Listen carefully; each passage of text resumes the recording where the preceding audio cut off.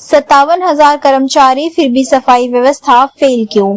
वार्डों में सफाई कर्मचारियों की संख्या में संतुलन नहीं होना है सबसे बड़ी वजह। स्वच्छता सर्वेक्षण में भले ही दिल्ली नगर निगम फिसड्डी साबित होता रहा हो, लेकिन सफाई व्यवस्था दुरुस्त रखने के लिए उसके पास कर्मचारियों की कोई कमी नहीं है। इस वक्त निगम के पास लगभग 57,000 सफाई कर्मचारियों की लंबी चौड़ी फौज है, लेकिन इसके बावजूद सफाई व्यवस्था चौपट है।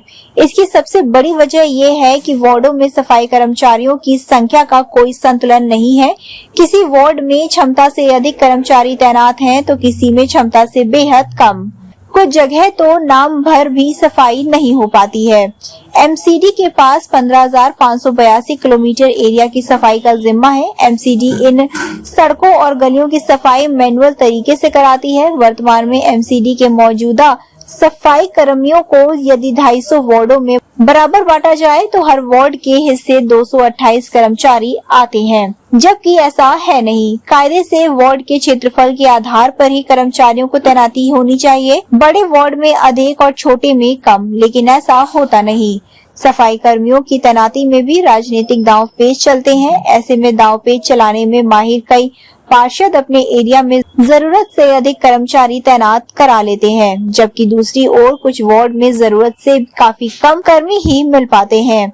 यही नहीं, सफाई व्यवस्था के मामले में एक बड़ी दिक्कत ये भी है कि कुछ वार्ड के रिकॉर्ड में जितने कर्मचारी दिखाई जाते हैं उतने वास्तव में काम नहीं कर रहे होते। नगर निगम के सिस्टम को जानने वाले तो ये भी दावा करते हैं कि कुछ जगह तो कर्मचारी की ड्यूटी सिर्फ हाजिरी लगाने तक ही सीमित रहती है। इसे विभाग में मैथिली सिस्टम कहा जाता है। इसे सिस्टम से निपटने के लिए नगर निगम के बायोमेट्रिक हाजिरी सिस्टम से लेकर ऐप आधारित हाजिरी सिस्टम लागू किया, लेकिन वो भी पूरी तरह से अमल में नहीं आया।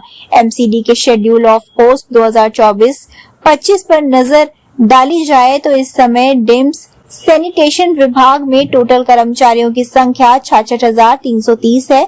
2023-24 में सैनिटेशन विभाग में कर्मचारियों की संख्या 66,355 थी। इस साल 25 पोस्ट की कटौती की गई है, जिसमें एसएसए की 15 और जेएसए की 10 पोस्ट शामिल हैं।